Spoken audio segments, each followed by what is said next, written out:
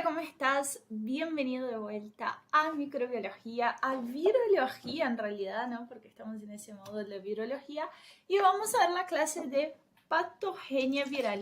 En realidad esa clase van a tener dos partes. En la primera parte vamos a ver algunas generalidades de la patogenia viral y en la segunda parte vamos a ver los tipos de infecciones.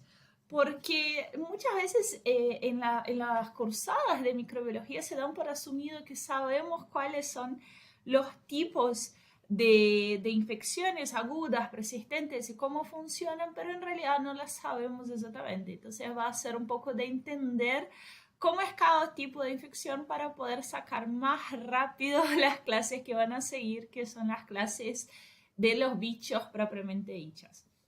Entonces, esa clase va a ser un poco de cómo pensamos las patologías virales para poder sacar más fácil todo lo que viene a seguir, para poder entender cómo los virus causan realmente las infecciones. Y lo primero que tenemos que pensar es que en realidad los virus causan solo la mitad de la infección. Si los virus no tuvieran los huéspedes, y ya hablamos de eso algunas veces, no podrían replicarse. Pero más allá de eso, los virus necesitan varios artilugios, varias cositas de los huéspedes para poder causar sus patologías. Entonces, pénsenlo, que un virus puede causar la patología dependiendo de cómo él afecta a la célula humana. Pero además de eso, necesita que el huésped tenga unos criterios de respuesta genética, de la modulación de la respuesta inmune del huésped, los factores que el huésped tenga para poder hacer más fácil esa infección. Por ejemplo, los receptores, no todo el mundo tiene los receptores para los virus.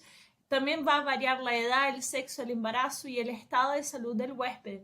Entonces, por más que un virus sea el virus más fuerte de todo el mundo, no podemos hablar que ese virus sea el virus más virémico o el virus más mortal de todos, porque necesitamos saber a qué huésped estamos infectando. Entonces, la patología viral es un interjuego entre el propio huésped y el virus. Y todo ese juego me va a hablar de la virulencia de ese virus, cuánto ese virus es capaz de infectar. Pero como necesitamos sí o sí saber el huésped, no podemos comparar esa virulencia entre los virus. Y ahí está un error muy grande que yo veo que hasta algunos docentes lo hacen. Hablan de la virulencia como algo que es innato del virus, pero no es bien así. Necesitas saber a qué huésped estamos hablando también. Entonces, arrancamos con el huésped, que somos nosotros, ¿no? Está nuestro hombrecito ahí, casi un hombre vitruviano. Vamos a hablar de huésped, entonces, que va a tener distintas características. Y esas características nos va a regular qué tan enfermo podemos estar perante a un cierto virus. Una de ellas es más lógica que otras, por ejemplo, edad. Edad es muy simple. La mayoría de los virus infectan más a los niños chiquitos y los adultos ancianos porque son los que menos respuesta inmune tienen. Pero, por ejemplo, en algunos virus como el influenza y algunas, por ejemplo, sarampión también, que tienen la inmunidad de por vida, vamos a ver que cuando la persona es muy anciana y ya sobrevivió a una epidemia de ese virus, justo esa variante de ese virus puede sobrevivir porque va a tener la respuesta inmune secundaria a ese virus. Entonces, es medio de doble filo. Si nosotros ya somos ancianos y por ahí tenemos una respuesta inmune más deficiente a un virus nuevo, pero si encontramos algo que ya vimos en nuestra vida, es probable que podamos responder mejor que un adulto joven, por ejemplo. Bien, el sexo en realidad acá habla un poco de las hormonas, porque las hormonas que son protectivas a la mayoría de las infecciones, como ya vimos, por ejemplo, en parásitos, son las hormonas sexuales femeninas, las hormonas, los estrógenos, para redondearlos acá y no adentrarnos mucho, ¿no? Pero los estrógenos suelen ser protectores en la mayoría de las patologías, entonces, y los virus no es distinto. Entonces, algunos Entonces, algunos virus son más infectivos en hombres de la edad, por ejemplo, edad fértil, son más propensos los hombres a tener, pero eso cambia a medida que las mujeres tienen la menopausia, porque biológicamente ya pasaron la edad fértil, biológicamente hablando, ¿eh? Acá no soy yo lo que estoy diciendo, no me juzguen porque tampoco creo eso, pero biológicamente hablando, como que ya cumplieron su función y ahí como que no tendrían por qué tener ese sentido protector. Por eso los estrógenos son protectores. El embarazo, ahí tenemos dos juegos. Suelen estar un poco más protegidas por estar embarazadas y al mismo tiempo están desprotegidas porque están utilizando mucha energía en el feto.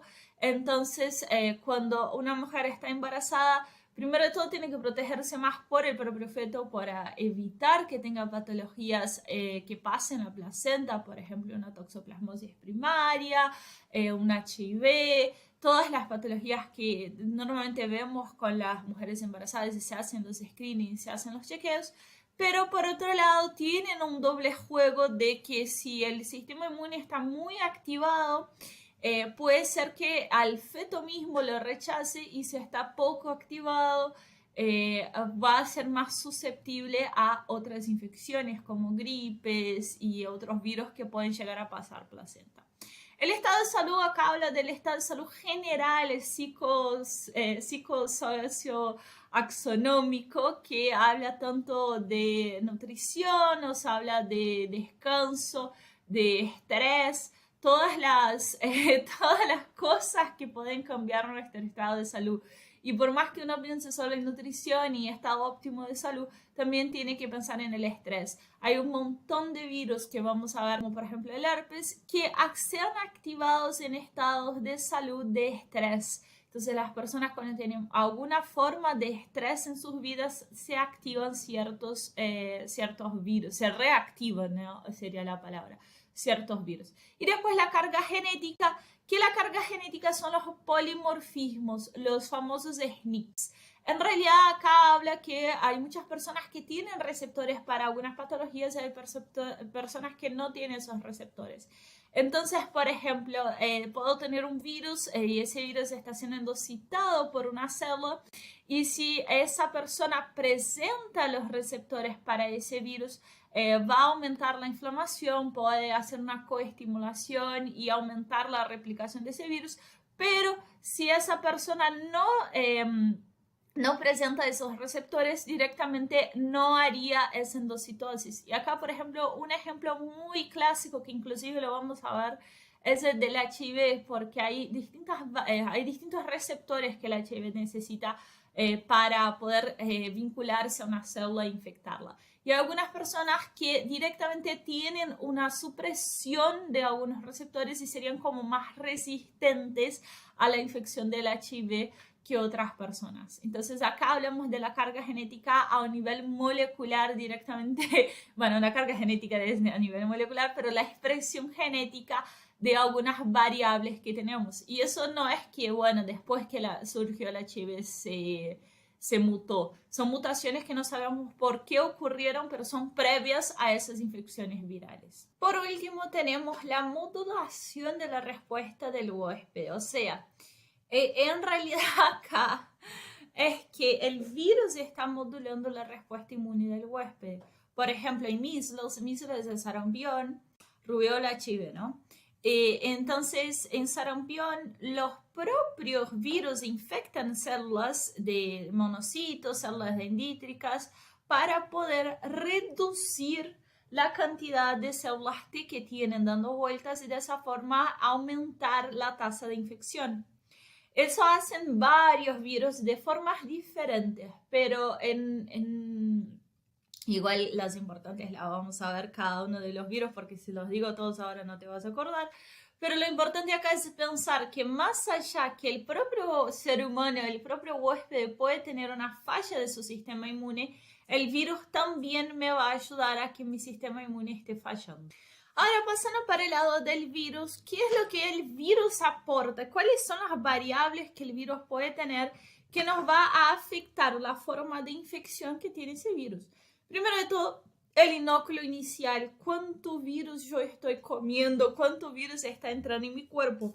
De la misma forma que era con las bacterias, con los parásitos, con todos los microorganismos. No es lo mismo que entren tres partículas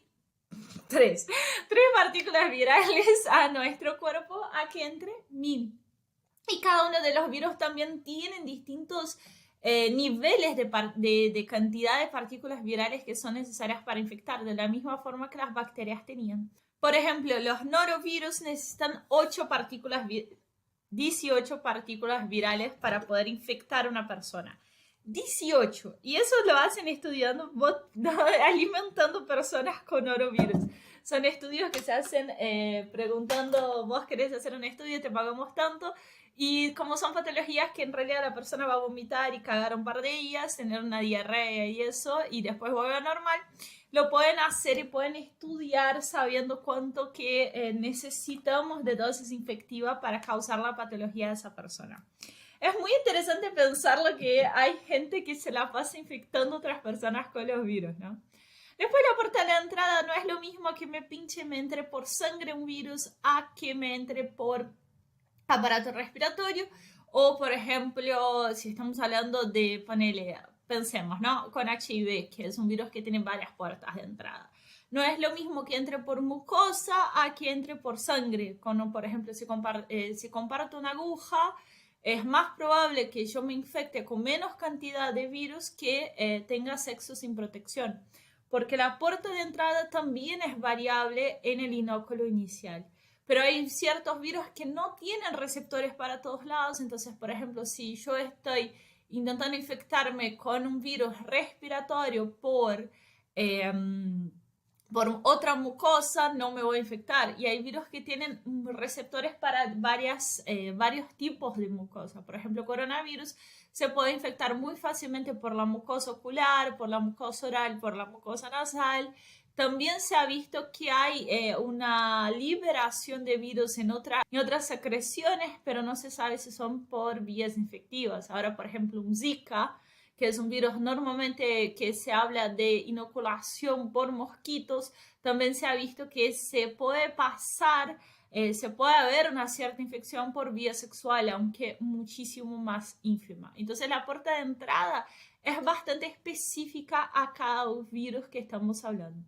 Y después la estructura genética y antigénica del virus nos habla de qué antígenos ese virus tiene, si ese virus es capaz de modificar sus antígenos, por ejemplo, influenza, que todos los años podemos infectarnos de una nueva influenza, y llegamos a un punto de que las patologías de influenza hay tantas variables que las personas que tuvieron influenza en 1940 no se infectan ahora en 2020 porque es el mismo influenza. Entonces, cuando tuvieron con niños, cuando tuvieron influenza cuando eran niños, se sobrevivieron a ese outbreak, ahora sobreviven de vuelta porque ya tienen la respuesta inmune a ese antígeno específico del virus. Y acá de lo que hablábamos, hay muchos experimentos con ratoncitos. Y, por ejemplo, a mí no me gustan mucho los experimentos con ratoncitos, por eso veo que no seguí tampoco laboratorio, pero la idea es que agarro un ratoncito y le pongo de forma intraperitoneal 100.000 partículas infectivas de un cierto virus, que es el virus del coriomeningitis linfático, que bueno, es un virus de ratoncitos, y él sobrevive. Pero si pongo un solo virión intracraneal, que se lo pone en aguja acá, y los cráneos de los ratoncitos son medio blanditos, entonces las agujas entran de forma fácil. Y un solo virión ya es suficiente para causar la muerte de ese ratoncito. Después la estructura génica y antigénica del virus era lo que veníamos hablando. Si yo, por ejemplo, tengo acá es una influenza porque tiene una hyaluronidasa, y tengo ciertas criptasas que rompen ese virus para que no sea infectivo. Después, los distintos receptores que tengo de cada uno de los virus que van a ser variables a nuestro cuerpo. Por ejemplo, acá tengo, todos esos son los receptores, ¿no? Entonces, el receptor de las células de los CD4, los receptores de CCR5, CXCR4, que son del HIV, y acá tengo qué virus se comunica con esos receptores. Entonces, por ejemplo, acá es el virus de hepatitis C, que van a unirse a los receptores de los LDL en las células hepáticas, y cada uno de los receptores que tenemos de nuestras células van a tener especificidad a algún virus. El virus va mutándose, va alterándose su forma y sus antígenos para conectar a los receptores que les son más efectivos. Y acá lo que vemos es la proteína de la hyaluronidasa, que necesita que haya una triptasa que es liberada por una célula para que la clive acá, para que ahí sí pueda ser efectiva. Fíjense que ella sale medio inmadura, sale en rojo, y entonces cuando es clivada realmente va a ser efectiva. Y ahí habla de la estructura antigénica de ese virus, que es dependiente de una triptasa que estimula el propio virus, pero la estimula la producción en una célula. Entonces, en el lumen puede realmente empezar a ser efectiva. ¿Y por qué hace eso, no? Porque si ella sale infectiva de esa célula, es muy probable que en la misma célula se conecte y sigue infectando la misma célula, y ella quiere infectar otras células. Entonces, si ella tiene la triptasa afuera en el lumen, ahí va a poder hacer su activación y infectar las células vecinas. Y así, claro, la propagación de la patología, ¿no? Que en realidad la patología es la expresión de esa infección, pero el virus en sí no quiere causar una patología, y él quiere simplemente seguir replicándose. Entonces, ¿cuál es la frase incorrecta sobre la virulencia, sobre ese concepto de virulencia? Puede ser influenciado por dosis, ruta de infección, especies, edad y sexo. Esa es verdadera. Puede ser cuantificado por los síntomas. Sí, podría ser cuantificado por los síntomas. Si tengo más síntomas, podríamos hablar de que mi virulencia está siendo más grande. El ébola es más virulento que el HPV. No me gusta esa. Y es la capacidad de causar enfermedad en el huésped. Entonces, ¿cuál es la incorrecta? Sería la C. El ébola no es más virulento del HPV, porque tenemos que hablar del huésped que estamos recibiendo ese virus, y tenemos que hablar también de un montón de otras cosas, que no es simplemente tirar un virus y tirar otro. Por eso es muy importante ser críticos cuando escuchamos las noticias y habla de, ay, esa cepa de coronavirus es más virulenta, o esa, no sé, esa cepa de dengue está más virulenta que nunca, y todo ese tipo de cosas, porque no es bien así. No es lo mismo infectarme a mí, infectarte a vos, infectar a tu abuelo. Entonces hay muchas variables que tenemos que pensar. Pasamos a otros conceptos. Acá tenemos que hablar un poco de tropismo. El tropismo es la especificidad de un virus para infectar un determinado tipo de célula o tejido.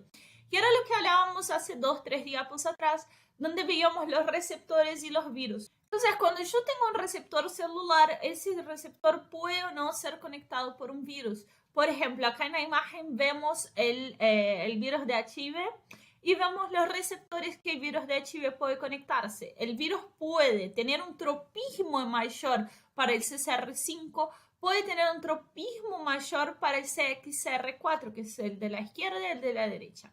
Y también puede ser que tenga un doble tropismo, y eso es una característica del propio virus, y va a hablar de la cantidad de los antígenos que tiene en su superficie.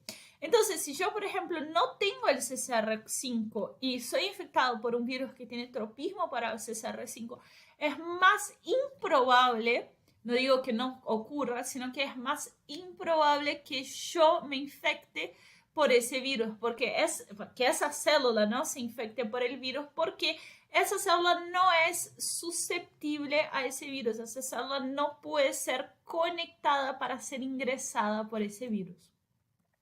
Y entonces, ¿cómo que los virus se unen a las células? Los virus tienen muchas proteínas de membrana, los virus envueltos, y también tienen proteínas en sus nucleocápsides. Esas proteínas obviamente son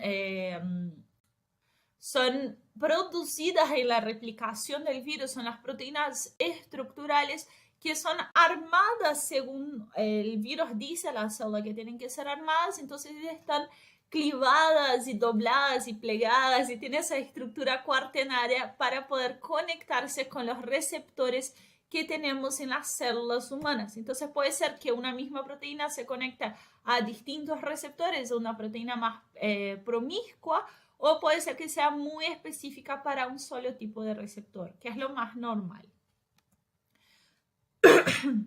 Entonces, esa relación del virus huésped es muy específica. No todas las proteínas se van a unir a todas las membranas celulares, lo que nos da los distintos tipos de infecciones, por ejemplo, infecciones respiratorias, infecciones digestivas, infecciones del sistema nervioso central, y nos van a hablar de distintos lugares donde ese virus puede ir.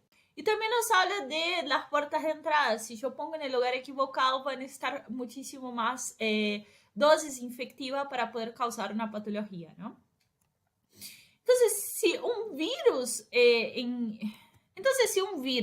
se conecta a una membrana celular específica dentro de un huésped, por ejemplo, un humano, ¿qué es lo que pasa si yo intento infectar a otro tipo de bicho, a otro mamífero? Por ejemplo, la mayoría de las investigaciones que hacemos son en ratones.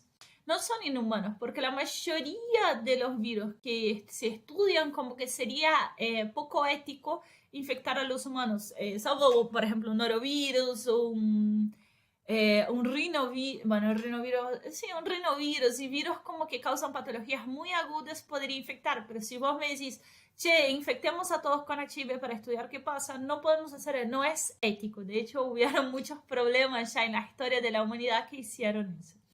Entonces, ¿qué se usan? Se usan o primates o también se usan animales más chiquitos del laboratorio, por ejemplo, los ratones. La fisiología de los ratones puede ser fácilmente extrapolada a los humanos, pero no siempre esos ratones tienen los receptores para nuestros virus. Porque, ¿qué es lo que pasa? Los virus pueden afectar a un solo tejido, como por ejemplo los hepatotropos, los neurotropos, pero también los virus también pueden infectar a varios tejidos, como el sarampión, que es un virus pantrópico. Ese virus como que tiene receptores para un montón de lugares. Y de la misma forma que tienen para distintos tejidos adentro del cuerpo, tienen para distintos bichos. Entonces, por ejemplo, el virus de la rabia puede infectar a perros, a ratas, a humanos y tienen los mismos receptores que funcionan en las distintas células. Y ahí es donde hay un juego hasta de mutación genómica dentro de los ratones del laboratorio, porque no todos los virus que nosotros nos infectan a los ratones, pero para estudiar necesito esos ratones. Entonces, hago una mutación en esos ratones para que expresen mis receptores, los receptores de humanos, y de esa forma puedo estudiar otras patologías. Por ejemplo, el HIV.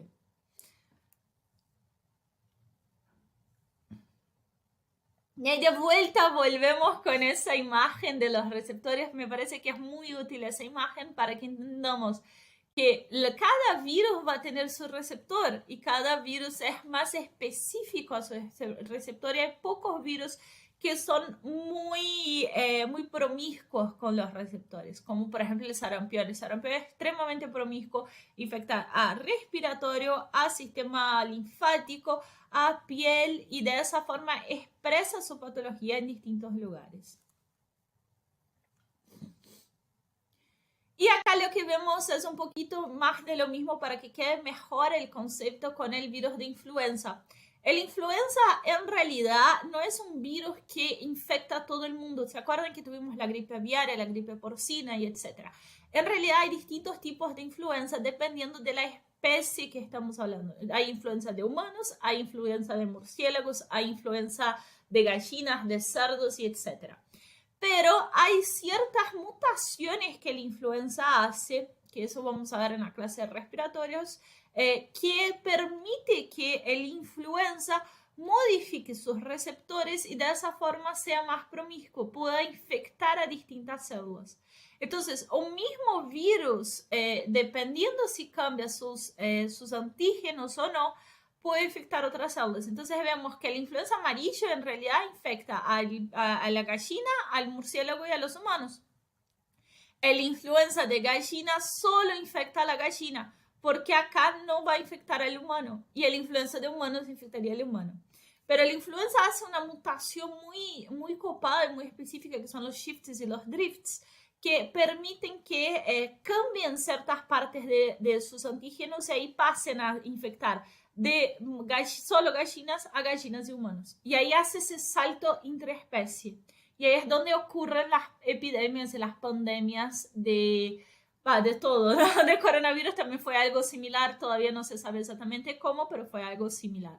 Hizo un salto de especie por una mutación y ahí hablamos de cosas más allá de solo la microbiología. Podemos hablar un poco de ecología, de tener los animales encarcelados y podemos hablar de un montón de cosas acá que no vienen al tema, pero que ayudan que haya mutación de esos virus, por ejemplo, dar muchos antibióticos, muchos antivirales a los animales, por ejemplo, la gripe porcina, la gripe aviaria, fueron por un exceso de antivirales, entonces hay una presión más grande para que esos virus se muten y cuando esos virus se mutan hay una mayor probabilidad de que nos logren infectar y hacer ese salto entre especies. Yo sé que es un montón de conceptos y acá es como, es un video medio, Lona se fumó algo y no va el tema, pero son conceptos que necesito que por lo menos se entiendan que existan para poder seguir con los temas de microbiología. Entonces, teníamos el tropismo, que era la capacidad del virus, ¿no? Después teníamos las células susceptibles, que son las células que tenían el receptor para ese virus. Ya las células permisivas van a permitir que el virus haga una infección productiva, o sea, que haga su replicación adentro de él.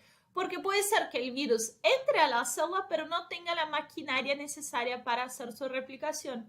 Y ahí puede ser porque la célula realmente no la tenga o porque la célula no reconoce el genoma de ese virus.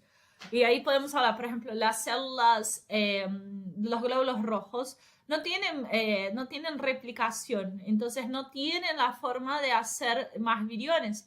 Pero puede ser que una célula de la piel, como no lee esas proteínas, no entiende que el virus quiere que haga eso. Y ahí hablamos un poco de epigenética, ¿no? De las células totipotentes y todo eso. Entonces, como son muy especializadas en algo, no van a poder replicar el virus de la forma que él quiere. Y por último, las células resistentes, que son las células que no tienen ese receptor. Entonces, por ejemplo, una célula de la piel es resistente a un virus respiratorio porque no la tiene. Entonces, para producir una infección, acá abajo el mío dice, para producir una infección, necesito que sea susceptible y permisiva. Necesito que la célula tenga los receptores para mi virus y sea permisiva, permita que yo haga la replicación adentro de él. Y acá vemos un poquito de qué es el concepto de infección. No se asusten, no encontré un cuadro así en español, así que perdón que esté en inglés, pero ahí lo vamos a ver. Tenemos lo que es el virus haciendo su infección y acá abajo es lo que hace el virus. Y acá arriba es la respuesta celular y la respuesta del huésped. Y entonces podemos llegar a tener distintos cuadrantes dependiendo de qué vamos a hacer. Por ejemplo, acá solo tenemos la exposición al virus, pero el virus no cambia nada en el huésped porque no puede replicarse, no puede juntarse a las células, su multiplicación no funcionó, su replicación no funcionó, la célula no es susceptible o no es permisiva. Entonces tuvimos el contacto con ese virus, por ahí inclusive tenemos la presentación de antígenos, pero no vamos a tener patología. Pero si venimos acá y tenemos la infección con la replicación viral, pero no tenemos, de alguna forma no la tenemos, una expresión clínica, no tenemos patología siendo expresada, tenemos una enfermedad subclínica o asintomática. Cuando empezamos a tener síntomas, ahí ya pasamos a una enfermedad clínica. Y ahí puede ser severa o clásica o muy, muy leve. Y ahí tenemos las clasificaciones, que normalmente son leve, moderada, grave y bueno, llegamos a la muerte del huésped. Y de últimas, acá tenemos las transformaciones de las células, que son los efectos citopáticos que en algún momento los vimos. Los efectos citopáticos de las células son las modificaciones causadas por el virus a esa célula. Entonces, eso es lo que podemos ver a un nivel celular. A un nivel de organismo vamos a tener los signos y síntomas.